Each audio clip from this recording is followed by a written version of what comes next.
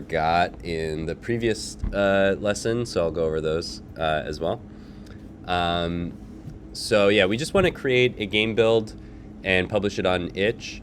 This is pretty similar to the process that we did with Godot.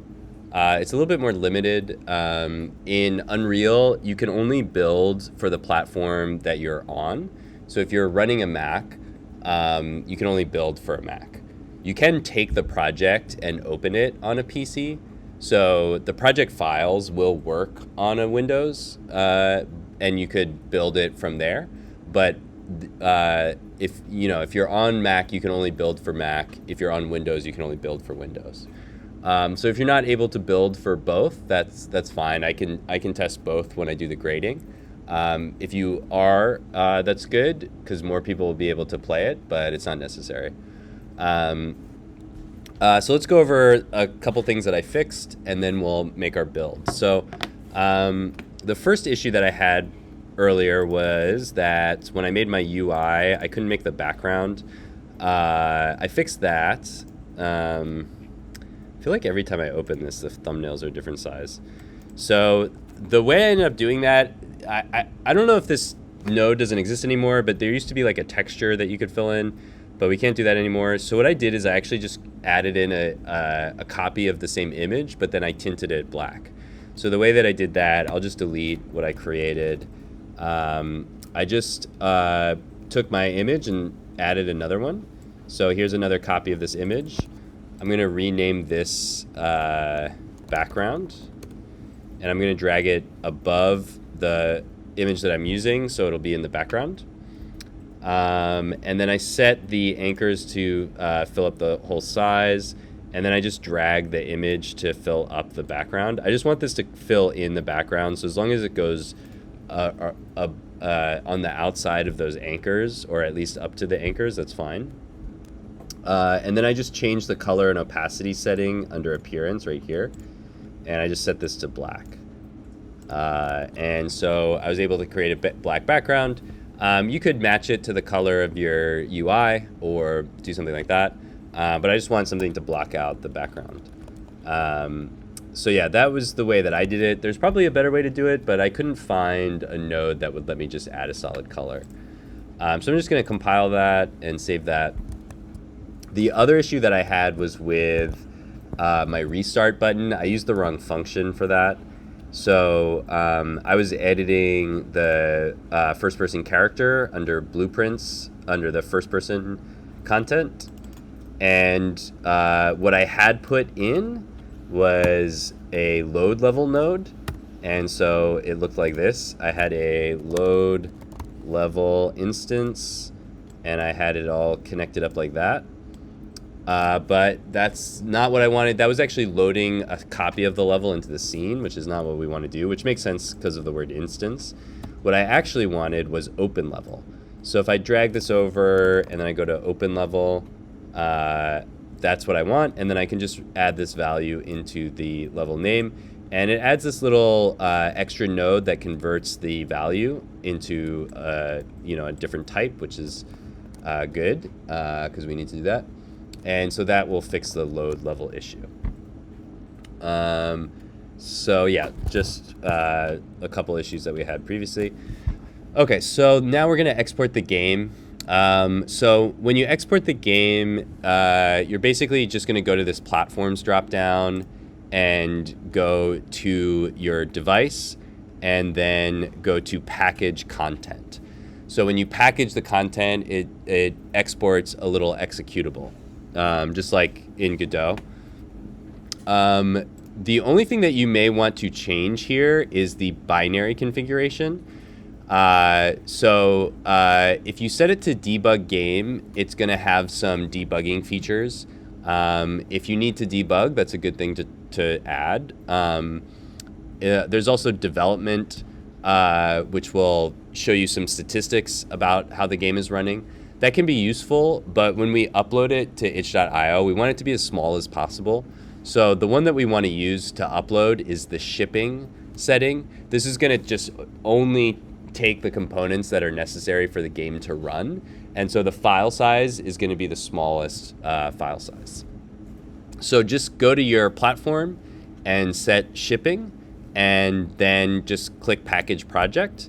It's going to open your file explorer or your finder, and what you want to do is make a builds folder. I already have one here, but you can just click on the project and go to new folder and call it builds, and just select that builds folder. It created the Mac folder when it did the export, so you don't need to create the Mac folder, you just need to create the builds folder. When you do a build, it's also going to make this binaries folder, and it's going to have stuff in there as well. But if you make the builds folder, it'll go in here where you want it. So when you do that, just click open. And it's going to start packaging project for Mac or Windows, depending what you're on. This takes a little while, so I'm just going to cancel this. I already made a build during the break, so I can just show that. But it takes a little while, especially if it's the first time you've done it. Once you've done it once, it goes much faster afterwards because it uses a lot of the files that it created the first time to rebuild it. So once you have a build, it's going to look like this. It's going to have the little Unreal logo, and it's going to say the name of your project, and then Mac, and then shipping, or Windows if you're on Windows. Run this project and make sure it works. The first time you run it, it's going to give you a little warning that says, like, this isn't made by a developer that's identified with Apple or whatever. Just ignore that. And then just test the game, make sure it works. So I can load the game, and I can walk over here, and I can restart the game, and that works now that I used the right node for that. And I can quit the game by hitting Q. So just make sure everything works, and then check the file size. So the file size for this project, the project that I just showed, is 750 megabytes. It's pretty big. Most of that is the Unreal Engine. There's barely any actual level in the game.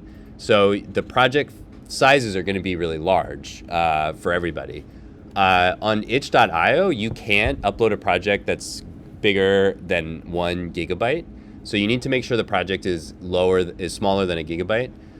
This is smaller than a gigabyte, but if you zip the project, that'll make it even smaller. So this is the project size, and this is the zip size. So the project size is 750 megabytes.